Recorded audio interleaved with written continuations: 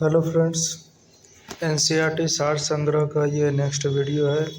इससे पहले वीडियो में हम लोग देख चुके थे भारत का भूगोल जो लास्ट हो गया था। आज से हम लोग विश्व का भूगोल स्टार्ट कर रहे हैं, क्योंकि भारत का भूगोल और विश्व का भूगोल दोनों से बहुत अधिक क्वेश्चन पूछा जाता है। विश्व के भूगोल में हम लोग ब्रह्मांड और सौरमंडल के बारे में सबसे पहले देखेंगे। भारत का भूगोल ये देख चुके हैं टोटल। अब आ गया विश्व का भूगोल।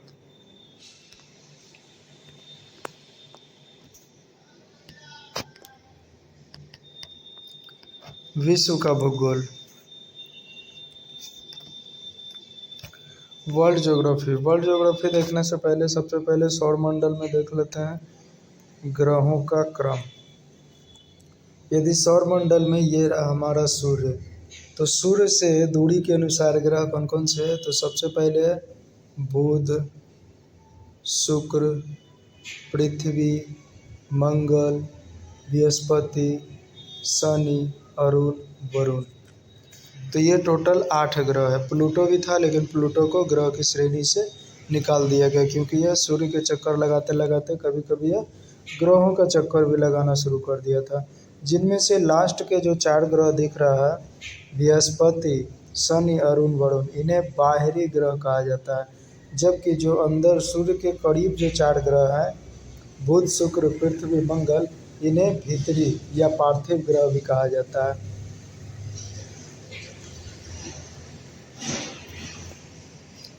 नेक्स्ट देख लेते हैं, हमारी आकाशगंगा दुग्ध मेखला किस आकार की है?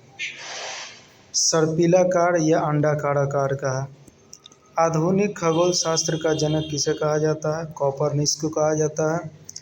पृथ्वी गोलाकार है, यह सर्वप्रथम किसने कहा था? पाइथागोरस ने सबसे पहले कहा था कि पृथ्वी गोल है, गोलाकार है। मंदाकिनी का सबसे चमकीले एवं ठंडे तारों का क्षेत्र कौन सा है? ये ओरियन नेबुला है। सबसे चमकीले और ठंडे तारों का क्षेत्र है ओरियन नेबुला। तारों की आयु किस आधार पर ज्ञात की जाती है? तो तारों की आयु ऊष्मा के आधार पर ज्ञात की जाती है। जितना अधिक उसका ऊष्मा होगा, उतना अधिक उसकी आयु होगी। नेक्स्ट देख लेते हैं कि जो हमारा सौरमंडल है वो कैसे उत्पन्न हुआ। तो ये लगभग बिग बैंग थियरी के अनुसार लगभग 13.8 अरब वर्ष पूर्व वर्तमान ब्रह्मांड में एक अत्यधिक सघन एवं अत्यधिक उच्च तापमान वाले एक सूक्ष्म पिंड अथवा बिंदु के रूप में था, जिसे सिंगुलैरिटी कहा गया था। इस पिंड में एक महाविस्फोट हुआ अचानक। इस पिंड में अचानक से महाविस्फोट हुआ। इसके बाद ब्रह्मांड का प्रसार प्रारंभ हुआ। यानी ये कल्पना है या क्या, लेकिन हम मान लिया है वैज्ञानिकों ने कि एक सघन पिंड था, इसमें अचानक से विस्फोट हुआ। विस्फोट के बाद जो है ये पिंड अलग अलग भागों में छितराने लगे, और यही जो है फैलकर ब्रह्मांड का निर्माण किया। और कहा जाता है कि ये अभी तक ब्रह्मांड फैल ही रहा है, क्योंकि ये प्रसार अभी तक हो रहा है। नेक्स्ट देख लेते हैं, महाविस्फोट सिद्धांत दिया किसने था? किससे संबंधित है? तो ये तो ब्रह्मांड की उत्पत्ति से संबंधित है, बिग बैंग थ्योरी।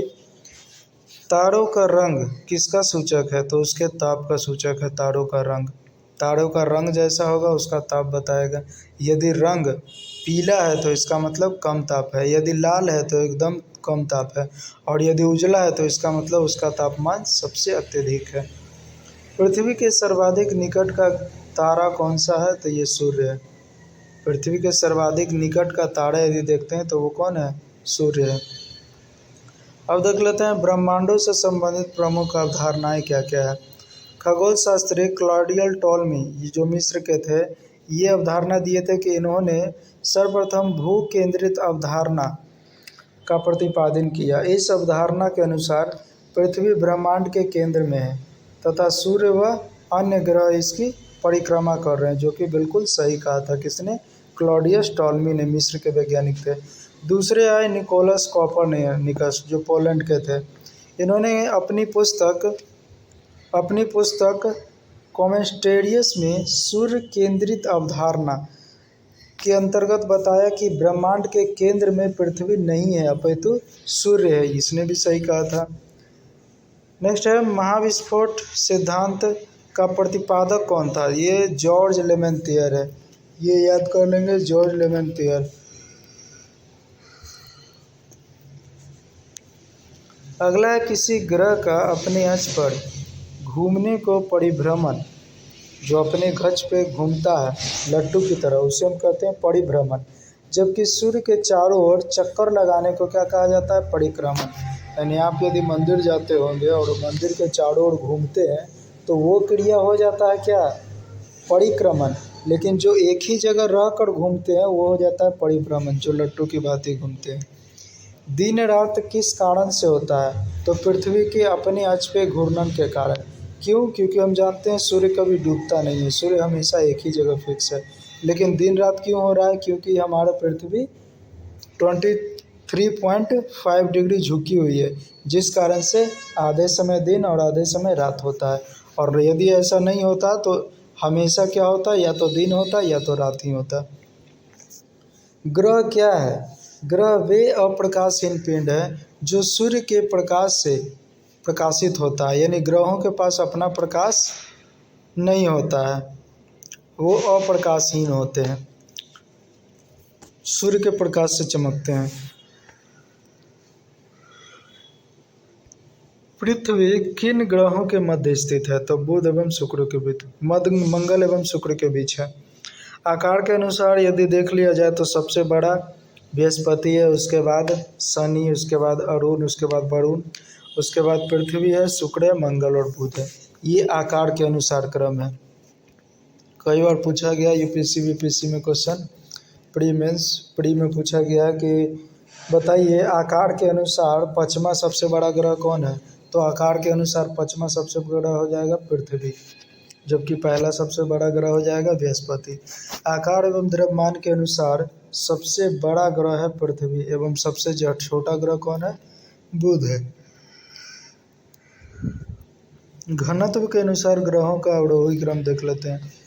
अब घनत्व देख लेते हैं, किसका ज़्यादा अधिक घनत्व है? तो पृथ्वी का सबसे अधिक है, उसके बाद बुध, शुक्र और मंगल, उसके बाद वरुण, बृहस्पति, अरुण और शनि। ये हो गया। इसमें याद सिंपल से रखना है आपको कि जो आंतरिक ग्रह होते हैं उनका घनत्व सबसे अधिक होता है।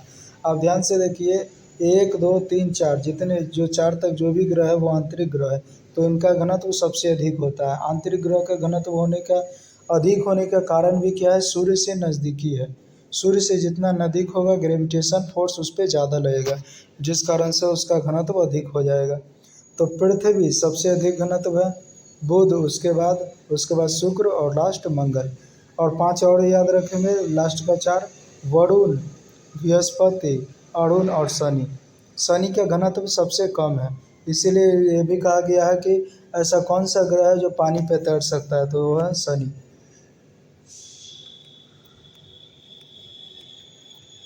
अगला है सूर्य से संबंधित कुछ विशिष्ट बातें। सूर्य के बारे में भी जान लेते हैं।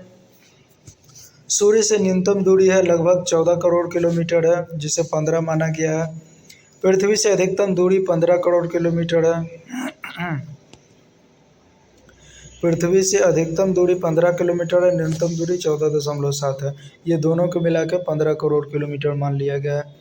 पृथ्वी से औसत दूरी लगभग 14.9 किलोमीटर है, तो इसे 15 ही मान लिया गया है।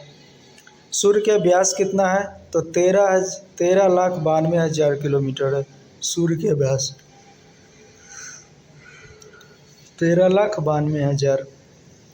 आयतन यदि देख लेते हैं, सूर्य जो है पृथ्वी से 13 लाख गुना है। इसका मतलब हमारे पृथ्वी को 13 लाख पृथ्वी यदि मिला लिया जाए तो सूर्य का एक सूर्य बनेगा। यानी आप अंदाज़ा लगा सकते हैं पृथ्वी से कितना अधिक बड़ा है, फिर भी हमें दिखता बहुत छोटा है, कारण बहुत दूर है पृथ्वी से। द्रव्यमान पृथ्वी से 3,32,000 गुना अधिक है। द्रव्यमान भी अधिक है, यानी वजन भी अधिक है। तलीय गुरुत्व पृथ्वी से कितना है? 28 गुना। यानी पृथ्वी पृथ्वी किसी चीज़ को यदि आकर्षित करता है 36,000 किलोमीटर, तो उससे 28 गुना अधिक किलोमीटर से सूर्य आकर्षित करता है। सूर्य का ग्रेविटेशन होता है। इसलिए अंतरिक्ष में जब कोई जाते हैं अंतरिक्ष यात्री, तो संभल कर जाते हैं सूर्य के ग्रेविटेशनल फोर्स से बच के, क्योंकि एक बार सूर्य के ग्रेविटेशन फोर्स में आ गए उसके बाद वहाँ से बचना मुश्किल है, वो सूर्य अपनी ओर खींच लेगा। केंद्रीय घनत्व देख लेते हैं तो 150 ग्राम प्रति घन सेंटीमीटर केंद्रीय घनत्व सूर्य के। रासायनिक संगठन देख लेते हैं तो हाइड्रोजन सबसे ज़्यादा है, लगभग 70% है, और 30% हीलियम है मान लेते हैं। ऐसे तो देखा गया तो 71% हाइड्रोजन, 26% हीलियम और 2% अन्य है। फोटोस्फीयर का ताप कितना है? फोटोस्फीयर यानी कि सूर्य के कोने यानी कि एक छोर का ताप, तो वो है 6000 डिग्री सेंटीग्रेड। और केंद्र का ताप कितना है? तो यह है 15,000 मिलियन डिग्री सेंटीग्रेड, जिसे 15 डिग्री सेंटीग्रेड भी कहते हैं। सूर्य के धब्बों का तापमान कितना है? धब्बा कहा गया है वैसा क्षेत्र जहाँ से सूर्य से उल्काएं निकल जाती है, तो वहाँ पर क्या होता है, स्थान कुछ ठंडे हो जाते हैं, जिस कारण से हमें धब्बा नुमा प्रतीत होता है। तो ये सूर्य के धब्बों का प्रतीक है 1500 डिग्री सेंटीग्रेड। ऊर्जा उत्सर्जन कितना होता है? 10 के पावर 26 जूल प्रति सेकंड होता है। एक सेकंड में 10 के पावर 26 जूल होता है ऊर्जा का उत्पादन। केंद्रीय दबाव कितना? 1 अरब एटमॉस्फेयर है केंद्रीय दबाव। यदि अक्ष का घूर्णन अवधि देख लेते हैं तो लगभग 25 दिन है, और ध्रुवों पर 35 दिन होता है। सूर्य की आयु देख लेते हैं कितना? लगभग 5 बिलियन वर्ष है सूर्य की आयु। सामान्य तारे का संभावित जीवन काल कितना है? 10 बिलियन वर्ष है सामान्य तारे का संभावित जीवन, यानी सूर्य के जीवन से लगभग दुगना है। सूर्य के प्रकाश की गति देख लेते हैं तो ये तो जानते हैं 3 × 10 के पावर 8 मीटर पर सेकंड, 8 मीटर पर सेकंड की रफ्तार से बढ़ रही है। इसको हम अपने यूनिट में देखें तो 3 लाख किलोमीटर पर सेकंड, यानी एक सेकंड में 3 लाख किलोमीटर सूर्य का प्रकाश तय कर लेता है। हमारी आकाशगंगा के केंद्र की परिक्रमा करने में सूर्य को कितना समय लगता है? तो लगभग 25 करोड़ वर्ष लगता है। सूर्य की क्रिया से उत्पन्न होती है नाभिकीय संलयन द्वारा। सूर्य का जो ऊर्जा होता है किससे उत्पन्न होता है? नाभिकीय संलयन द्वारा, जहाँ पे 4 हाइड्रोजन मिलके एक हीलियम का निर्माण करते हैं। सूर्य के केंद्र में उपस्थित सभी पदार्थ अत्यधिक उच्च तापमान के गैस और प्लाज्मा में अवस्था में पाए जाते हैं। यानी जितने भी जो सूर्य पर उपस्थित पदार्थ होते हैं वो अत्यधिक उच्च तापमान में पाए जाते हैं, या कहा जाए तो प्लाज्मा अवस्था में पाया जाता है। प्लाज्मा आप जानते हैं कैसा होता है? एक द्रवीय अवस्था के रूप में पाया जाता है। सूर्य से सबसे निकट स्थित तारा कौन सा है? तो यह है प्रॉक्सिमा सेंटरी। बहुत बार पूछा गया क्वेश्चन कि सूर्य से सबसे निकट तारा कौन है? तो प्रॉक्सिमा सेंटरी। जबकि पृथ्वी से सबसे निकट तारा कौन था? तो सूर्य था। क्वेश्चन में कंफ्यूज नहीं होंगे, सूर्य से सबसे निकट प्रॉक्सिमा सेंटरी है, लेकिन पृथ्वी से सबसे निकट सूर्य ही है, जिसकी दूरी है लगभग 4.2 प्रकाश वर्ष। पृथ्वी अपने परिक्रमा ऑर्बिट में लगभग किस माध्य वेग से सूर्य का चक्कर लगा रही है? तो लगभग 29.9, जिसे हम लगभग 30 किलोमीटर पर सेकंड मान लेते हैं। तो पृथ्वी अपने पक्ष पे 30 किलोमीटर प्रति सेकंड की गति से चल रही है।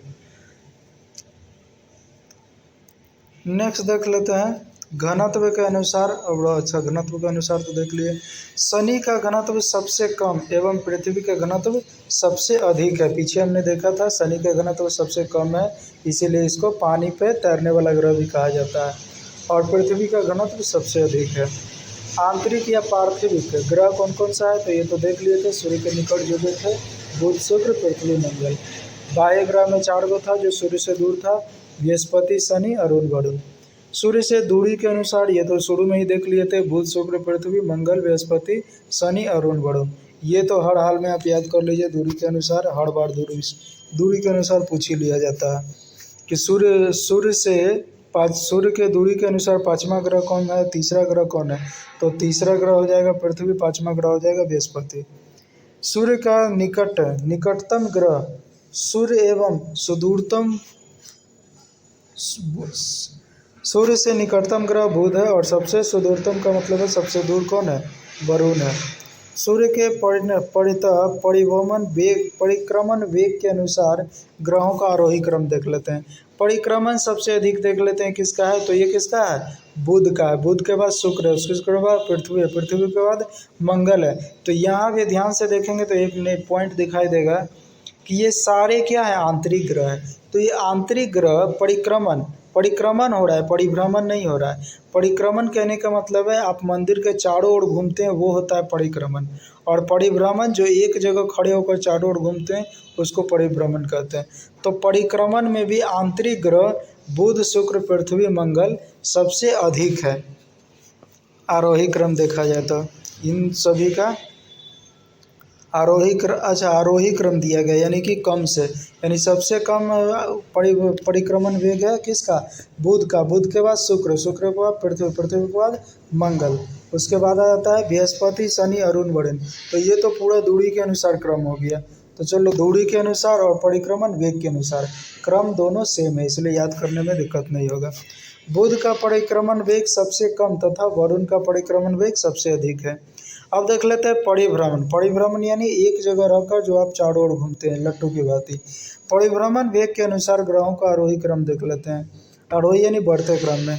परिभ्रमण यानी सबसे कम परिभ्रमण कौन करता है, पृथ्वी, यानी धीरे धीरे घूमता है अपने स्थान पे। उससे थोड़ा सा स्पीड शनि, उससे थोड़ा अरुण के बाद वरुण, यानी बृहस्पति शनि अरुण वरुण। ये तो पूरे बाह्य ग्रह सेम टू सेम क्रम में आ गए। आंतरिक ग्रह का क्रम केवल बदल गया।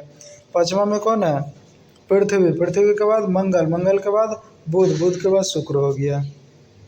तो ये हो गया पृथ्वी मंगल बुध शुक्र, यानी शुक्र का परिभ्रमण सबसे कम है जबकि शुक्र का परिभ्रमण सबसे अधिक है, जबकि बृहस्पति का परिभ्रमण सबसे कम है। ठीक है, तो देख लेते परिभ्रमण के क्या फर्क पड़ता है। तो परिभ्रमण से दिन और रात के समय का फर्क पड़ता है, यानी कि सबसे लंबा दिन और सबसे लंबी रातें हो जाएगा बृहस्पति पर, जबकि शुक्र पर सबसे कम दिन और सबसे कम रात होगा। क्यों, कारण है कि यह तेजी से अपने स्थान पर घूम रहा था, यह सूर्य के दोनों अक्ष को बहुत तेजी से देख पाएगा, जिस कारण से इसका दिन और रात की अवधि घट जाती है। हमारे सौरमंडल का 99.86% द्रव्यमान सूर्य में निहित है।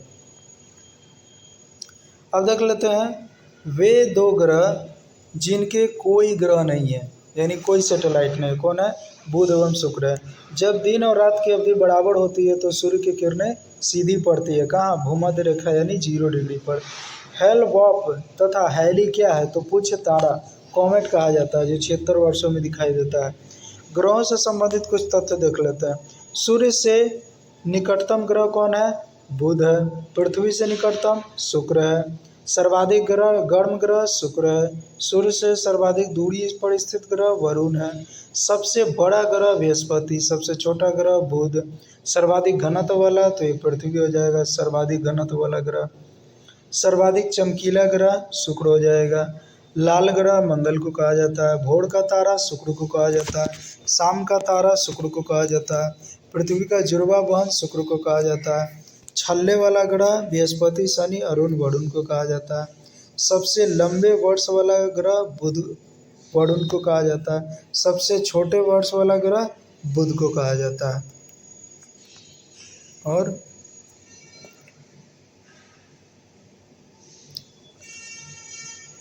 सबसे छोटे वर्ष वाला ग्रह बुध को कहा जाता है। सर्वाधिक तापांतर वाला ग्रह बुध को कहा जाता है। तापांतर का मतलब है ताप सबसे अधिक और सबसे कम यहीं पर होता है। सर्वाधिक उपग्रहों वाला ग्रह बृहस्पति पर। हरे रंग का दिखाई देने वाला ग्रह अरुण है। हरे रंग का दिखाई देता है मीथेन की उपस्थिति के कारण। धूरी पर सर्वाधिक तीव्र परिभ्रमण गति वाला ग्रह कौन है? तो ये है बृहस्पति। ये हम देख लिए थे, सबसे अधिक परिभ्रमण करता है धूरी पर, यानी सबसे तेजी से घूमता है। न्यूनतम परिभ्रमण वाला ग्रह कौन है? तो शुक्र है। सर्वाधिक परिभ्रमण एवं परिक्रमण अवधि वाला ग्रह शुक्र है। पृथ्वी के समान अवधि के दिन वाला है कौन? मंगल। यानी मंगल के एकदम समान अवधि है इसका, शुक्र, मंगल और पृथ्वी का। पृथ्वी के समान अक्षीय झुकाव वाला ग्रह है मंगल। पृथ्वी के समान परिभ्रमण अवधि वाला ग्रह है मंगल। और पूर्व से पश्चिम की ओर परिभ्रमण करने वाला ग्रह है शुक्र और वरुण है। पूर्व से पश्चिम, यदि पूर्व से पश्चिम की ओर ये घूम रहा है तो सूर्य पश्चिम में निकलेगा और पूर्व में डूबेगा। तो ये शुक्र और वरुण है जो उल्टे गति में गति करते हैं। और उत्तर से दक्षिण की ओर परिभ्रमण करने वाला ग्रह केवल एक ही है, अरुण है। जबकि सर्वाधिक तीव्र गति से परिक्रमा करने वाला ग्रह बुध है। न्यूनतम गति से परिक्रमा करने वाला ग्रह वरुण है। वे ग्रह जिस पर सूर्योदय पश्चिम में होता है वो शुक्र और वरुण है। वो ऊपर ही हम देख लिए थे, उल्टे दिशा में ये क्या होता है? परिभ्रमण करता है, जिस कारण से सूर्योदय और सूर्यास्त का समय भी यहाँ बदल जाता है। नेक्स्ट देखते हैं, उत्तरी ध्रुव की खोज किसने किया? रॉबर्ट पियरे ने किया। बहुत बार क्वेश्चन पूछा गया था। और दक्षिणी ध्रुव की खोज किसने किया है? तो अमंडसन ने किया है दक्षिणी ध्रुव की खोज। अब देख लेते हैं पृथ्वी से संबंधित विशिष्ट तथ्य। पृथ्वी का व्यास कितना है? पृथ्वी की पहले तो आकृति कैसा है? तो भूआब या जियोड कहा गया है। जबकि अक्षीय ध्रुवीय व्यास है कितना? 12,714 किलोमीटर। और भूमध्य व्यास कितना है? 12,756 किलोमीटर। तो इन दोनों पे क्वेश्चन पूछा गया है कि बताइए पृथ्वी का भूमध्य व्यास और अक्षीय व्यास में कितने का अंतर है? तो लगभग 42 किलोमीटर का अंतर है। आप इसको घटा कर देखेंगे तो लगभग 42 किलोमीटर ही आएगा। अब देख लेते हैं, नेक्स्ट है ध्रुवीय परिधि की कितना है? लगभग 40,000 किलोमीटर है। विषुवतीय रेखा परिधि कितना है? लगभग 40,000 किलोमीटर। जबकि द्रव्यमान देख लेते हैं इसका कितना है? 5.9 × 10⁻24 किलोग्राम है। जलीय भाग, तो पृथ्वी पर 71% जल है और 29% स्थल है। आयतन देख लेते हैं तो लगभग 10 × 10⁻11 घन किलोमीटर आयतन है। औसत घनत्व इसका देख लेते हैं तो लगभग 5.5 पानी के सापेक्ष है औसत घनत्व। पृथ्वी का अनुमानित आयु यदि देखा जाए तो लगभग कितना है? 4.5 बिलियन वर्ष। और सूर्य का हम लोग कितना देखे थे? लगभग 5 बिलियन वर्ष। यानी यदि कोई सबसे पहले यदि कोई समाप्त होगा तो वो पृथ्वी होगा, उसके बाद सूर्य होगा। यानी पृथ्वी से पहले सूर्य कभी नहीं समाप्त हो सकता, उसका अवधि आयु अधिक है। धरातल के क्षेत्रफल देख लेते हैं कितना है? लगभग 51 करोड़ वर्ग किलोमीटर है। 51 करोड़ वर्ग किलोमीटर में धरातल है और बाकी में क्या होगा? तो पानी होगा। परिभ्रमण समय कितना है? लगभग 23 घंटे 56 मिनट और 4 सेकंड, जिसको हम लोगों ने 24 घंटे मान लिए, लेकिन ध्यान से देखेंगे 56 मिनट 4 सेकंड हुआ है, टोटल 24 मिनट नहीं हुआ है। और परिक्रमण समय कितना है? तो लगभग 365 दिन 5 घंटे 48 मिनट और 46 सेकंड का समय है। यही जो है आगे जाके समय जो है हर 4 सालों में जुटकर एक दिन बढ़ जाता है। परिक्रमण समय 5-5 घंटे मिलकर 4 सालों, लगभग 4 साल में मिलकर जो लीप ईयर बनाते हैं यही होता है। उसका कारण यही है, जो 5 घंटे 48 मिनट अधिक है, यही मिलकर लगभग 6 घंटे यदि देखा जाए तो 6 घंटे यदि एक साल में बढ़ता है तो 4 साल में कितना बढ़ेगा? तो 4 साल में 24 घंटा बढ़ेगा, यानी कि एक दिन। तो इस प्रकार जो हमारी पृथ्वी पर जो परिक्रमण होने के कारण हर 4 साल में एक लीप ईयर हो जाता है, जो फरवरी का 29वां दिन बन जाता है। अगला देख लेते हैं परिक्रमण वेग कितना है? तो लगभग 29.8 किलोमीटर प्रति सेकंड है हमारी पृथ्वी का परिक्रमण वेग। परिक्रमण मार्ग की लंबाई कितना है? तो 96 करोड़ किलोमीटर है। सूर्य से न्यूनतम दूरी लगभग 14.7 किलोमीटर है। सूर्य से अधिकतम दूरी लगभग 15.2 किलोमीटर है। और सूर्य से माध्य दूरी लगभग 14.96 किलोमीटर है। सूर्य से पृथ्वी तक प्रकाश पहुंचने में कितना समय लगता है? तो 8 मिनट 16 सेकंड लगता है, जिसे हम लगभग 8 मिनट मान लेते हैं।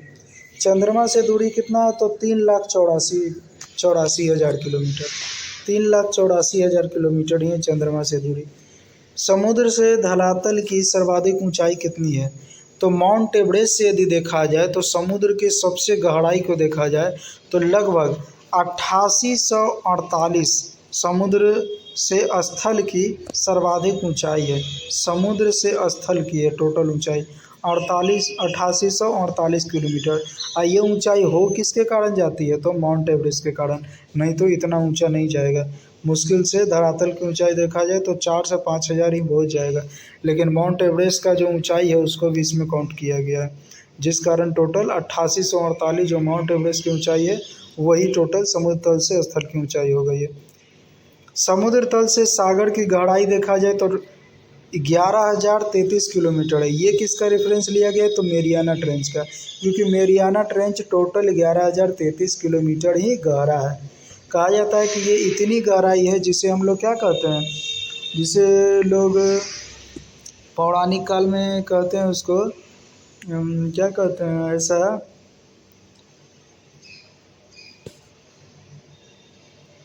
अच्छा याद नहीं आ रहा, उसको छोड़ देते हैं। तो इसकी गहराई सबसे अधिक होने के कारण अभी तक वैज्ञानिकों ने इसके अंत स्थल तक अभी तक इसका छोर नहीं पता कर पाए हैं, यानी अंतिम गहराई तक नहीं जा पाए मेरियाना ट्रेंच के। आकाश में कितने तारामंडल है? तो आकाश में टोटल कितने तारामंडल है? 88 तारामंडल है आकाश में टोटल।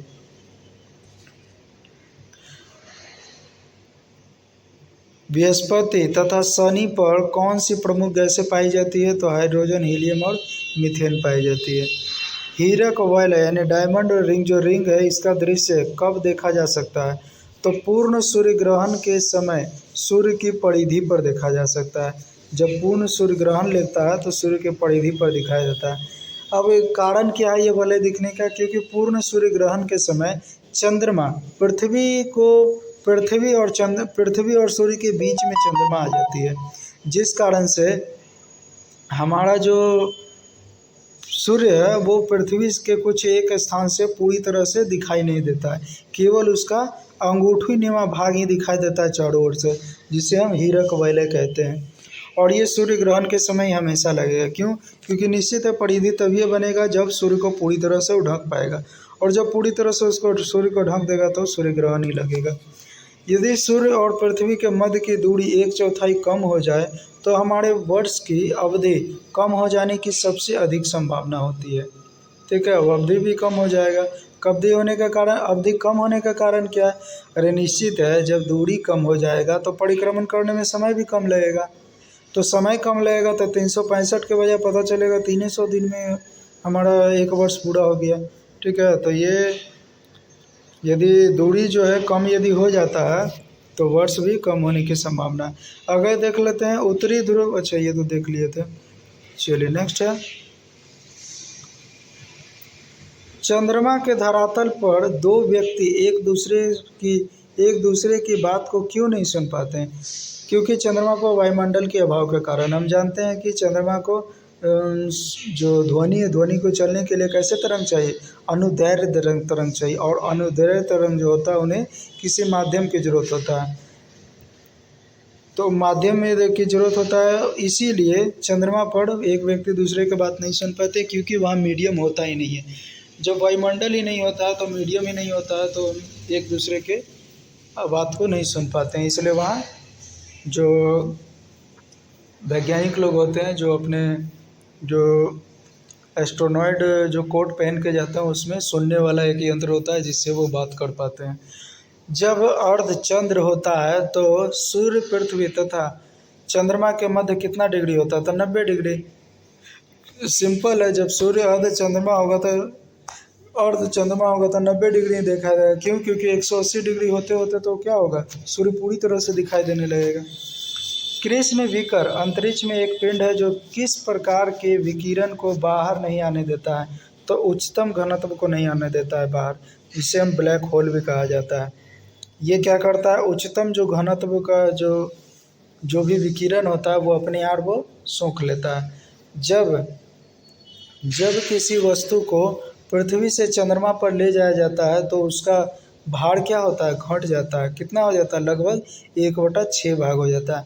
ध्यान देंगे यहाँ भाग घट रहा है। कन्फ्यूजन करने के लिए बहुत सारे क्वेश्चन में पूछा गया है कि चंद्रमा से पृथ्वी पर किसी वस्तु को लाया जाए तो उसके द्रव्यमान पे क्या प्रभाव पड़ता है। तो ध्यान देंगे यहाँ भार केवल घटता है बढ़ता है, द्रव्यमान पे कोई प्रभाव नहीं पड़ता है। ठीक है, यानी द्रव्यमान सेम टू सेम रहेगा। तारों के नष्ट होने के लिए कौन सी आकाशीय परिघटना उत्तरदायी होती है। तो तारों के नष्ट होने के लिए कृष्ण छिद्र होती है उत्तरदायी। आप लोगों ने कृष्ण छिद्र या ब्लैक होल का नाम सुना होगा। तो अब हम जानते हैं ये नष्ट कैसे हो जाता है तारा। तो देखिए होता क्या है कि तारों का जो प्रकाश होता है धीरे धीरे कम होता जाता है, और जैसे जैसे इसका प्रकाश जो है धीरे धीरे कम होता है, ये जो है अपने निकट के जहाँ जो भी ब्लैक होल होते हैं उसकी ओर आकर्षित होने जाते हैं, और आकर्षित होते हैं ये क्या होते हैं, उसमें पूरी तरह से विलीन हो जाता है। अब ये ब्लैक होल है क्या, ब्लैक होल एक स्पॉट है अंतरिक्ष में जो अत्यधिक गुरुत्वाकर्षण, या कहेंगे कि उसमें भीषण गुरुत्वाकर्षण होता है कि दुनिया के किसी भी चीज़ को अपने अंदर समाने की शक्ति होती है। और आज तक वैज्ञानिकों ने पता नहीं लगा पाया है कि इसके अंदर आखिर वस्तुएं जाती कहाँ हैं। ठीक है, तो इसके आसपास से ब्लैक होल के आसपास जो भी वस्तुएं आती है वो इसके अंदर ही पूरी तरह से विलीन हो जाती है। तो इसे नष्ट होने का जो परिघटना के लिए उत्तरदायी इसलिए कृष्ण छिद्र को ही दिया जाता है।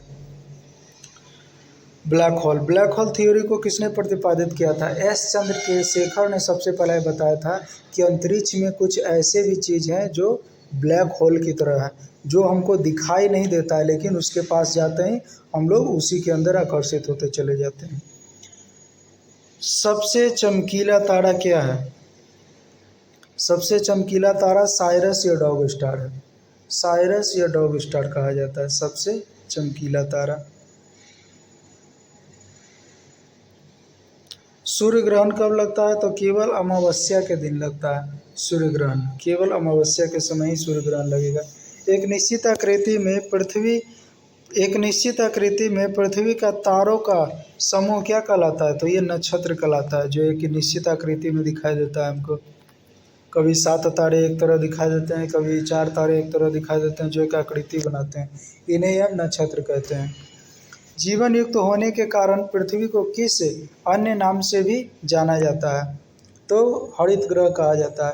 पृथ्वी का वलय किस पदार्थ से निर्मित होता है, तो सिलिकेट से होता है। जब एक महीने में 2 पूर्णिमा हो तो दूसरी पूर्णिमा वाले चांद को हम क्या कहते हैं, ब्लू मून कहा जाता है। टाइटन किस ग्रह का सबसे बड़ा ग्रह है, शनि का। अरुण को सूर्य की एक परिक्रमा में लगभग कितना समय लगता है, तो 84 वर्ष लगता है। शनि सूर्य की एक परिक्रमा पूरा करने में लगभग 29.5 वर्ष यानी 29 वर्ष का समय लेता है शनि, क्योंकि ये परिक्रमा करने में सबसे अधिक समय लेता है। सूर्य का जुड़वा तारा कहा जाता है किसे, तो सूर्य का जुड़वा तारा कहा जाता है नेमेसिस को। तो आप बताइए कि पृथ्वी का जुड़वा ग्रह किसे कहा जाता है, तो ये शुक्र को कहा गया था। किस ग्रह के दिन का मान और उसके अक्ष का झुकाव लगभग पृथ्वी के दिन के मान और झुकाव के समतुल्य है, तो यह कथन किस ग्रह के संबंध में कहा गया था, तो मंगल ग्रह के कारण। हमारे पृथ्वी के बिल्कुल हर प्रकार से देखा जाए तो मंगल ग्रह समान है, इसलिए वैज्ञानिक लोग मंगल ग्रह पे रहने के लिए कोई उपाय खोज ही रहे हैं, क्योंकि यहाँ का सारे जो परिस्थिति है, सारे जो वातावरण है बिल्कुल पृथ्वी के समान है। 1610 ईस्वी में बृहस्पति के उपग्रहों की खोज किस वैज्ञानिक ने किया था, तो ये गैलीलियो ने बृहस्पति के उपग्रह की खोज की थी। नेक्स्ट है, ब्रह्मांड में सबसे दूर स्थित तारा कौन सा है, तो ये है इकारस। सबसे निकट का तो साइरस या डॉग स्टार देख लिए थे जो पृथ्वी के भी निकट था, और ब्रह्मांड में सबसे दूर यदि देखा जाए तो यह है इकारस। तारों के मध्य दूरी ज्ञात करने की इकाई कौन सी है, तो प्रकाश वर्ष है। इसके द्वारा हम तारों के मध्य ज्ञात दूरी कर सकते हैं। प्रकाश वर्ष क्या होता है, हम प्रकाश छोड़ते हैं तो 1 साल में जितने दूरी वो प्रकाश तय करेगा उसे हम 1 प्रकाश वर्ष कहते हैं। तो इससे हम तारों की दूरी ज्ञात करते हैं। प्रकाश के परितः घूमने वाले कृत्रिम ग्रह से बाहर गिराई गई गेंद पृथ्वी के परितः उपग्रह के समान आवर्तकाल के साथ उसी कक्षा में घूमती रहेगी। कारण क्या है घूमने का? पृथ्वी का गुरुत्वाकर्षण। ध्रुव तारा किस तारामंडल की ओर संकेत करते हैं? तो ये सप्तऋषि तारामंडल की ओर संकेत करते हैं ध्रुव तारा। मंगल और बृहस्पति की कक्षाओं के मध्य सूर्य की परिक्रमा करने वाले आकाशीय पिंड को क्या कहते हैं? तो इसे हम क्षुद्र ग्रह कहते हैं, जो मंगल और बृहस्पति के ग्रह की ओर होते हैं। उल्का पिंड को क्या कहते हैं? तो टूटता हुआ तारा कहते हैं, यानी शूटिंग स्टार कहा जाता है उल्का पिंड को। यह हमेशा टूटते रहते हैं, इसलिए इसे हम उल्का पिंड कहते हैं। अब देख लेते हैं ग्रहों की संख्या उपग्रहों की संख्या देख लेते हैं। पृथ्वी के पास कौन है? केवल एक है, केवल क्या है? चंद्रमा ही है। जबकि मंगल के पास 2 है, फोबोस डिमोस है। बृहस्पति के पास 92 है। शनि के उपग्रहों की संख्या 83 है। अरुण के उपग्रहों की संख्या 27 है, जबकि वरुण के उपग्रहों की संख्या 14 है। तो पूछा गया सबसे कम उपग्रहों की संख्या किसके पास है? तो वो है पृथ्वी के पास। लेकिन ऐसा कौन सा ग्रह है जिसके पास उपग्रह है ही नहीं? तो ये बुध और शुक्र है। जबकि सबसे अधिक उपग्रह बृहस्पति के पास है। नेक्स्ट पॉइंट है, सन 1984 में बी गार्डियन जोसेफ फॉर्डमैन तथा से संकलिन द्वारा ओजोन छिद्र की खोज किया गया था। वे ग्रह जिनके चारों ओर वलय है वो कौन कौन से है? बृहस्पति, शनि, अरुण, वरुण है। तो ध्यान से देखेंगे ये वो ग्रह है जो बाहरी ग्रह है। तो बाहरी ग्रह में वलय पाए जाते हैं। वलय क्या होता है? तो वलय एक प्रकार के धूलकण होते हैं जो पृथ्वी के जो ग्रहों के चारों ओर घूमते रहते हैं। तो आंतरिक ग्रह में वलय क्यों नहीं है? क्यों? कारण ये है कि आंतरिक ग्रह में इसलिए नहीं है क्योंकि आंतरिक ग्रह का घनत्व भी अधिक है और वह सूर्य के जो गुरुत्वाकर्षण है उसके अंदर आते हैं। यदि वलय होगा भी तो सूर्य के गुरुत्वाकर्षण की ओर खींची चली जाएगी, जिस कारण से आंतरिक ग्रह में वलय नहीं पाए जाते हैं। सबसे बड़ा और चमकीला क्षुद्र ग्रह कौन सा है? तो ये सेरेस है। सौरमंडल का दूसरा सबसे बड़ा उपग्रह है टाइटन। सूर्य पूर्ण ग्रहण केवल सीमित भू क्षेत्र में ही दिखाई पड़ता है, क्योंकि पृथ्वी के अनुप्रस्थ परिच्छेद की तुलना में पृथ्वी पर पड़ने वाली चंद्रमा की छाया का आकार छोटा होता है। सूर्य के प्रकाश मंडल का तापमान कितना है? तो लगभग 6000 डिग्री सेंटीग्रेड है। सूर्य के प्रकाश का तापमान है, प्रकाश मंडल यानी जो उसके किनारे होते हैं, प्रकाश मंडल का तापमान। चंद्र ग्रहण कब होता है? केवल पूर्णिमा को होता है चंद्र ग्रहण। पूर्णिमा को ही होता है चंद्र ग्रहण। अब पूर्णिमा को चंद्र ग्रहण कैसे होते हैं? क्यों? क्योंकि पूर्णिमा के समय कुछ समय के लिए क्या होता है, सूर्य जो है पूरी तरह से दिखाई देता है, लेकिन कुछ ही क्षण बाद क्या हो जाता है, वह पूरी तरह से झंक जाता है। इसलिए जो चंद्र ग्रहण है हमेशा पूर्णिमा को ही होता है। शांति का सागर किसे कहा, किस ग्रह पर उपस्थित है? तो ये चंद्रमा पर कहा जाता है। ये क्वेश्चन बहुत से एग्जाम में पूछा गया है, रेलवे, एसएससी और बीपीएससी में भी पूछा गया, डायरेक्ट पूछ लेता है। सी ऑफ ट्रैंक्विलिटी या शांति का सागर कहाँ स्थित है? तो ये चंद्रमा पर है। फोबोस एवं डिमोस किसके उपग्रह हैं? तो ये मंगल के हैं। मंगल पर जीवन की उपस्थिति के लिए बर्फ छत्रकों और हिम शीतक जल उपस्थिति अवस्था में सबसे अनुकूल है। अगला देख लेते हैं, पृथ्वी की गतियाँ और अक्षांश देशांतर। चलिए तो आज के लिए इतना ही रख लेते हैं, अगले में देख लेंगे पृथ्वी की गतियाँ और अक्षांश देशांतर।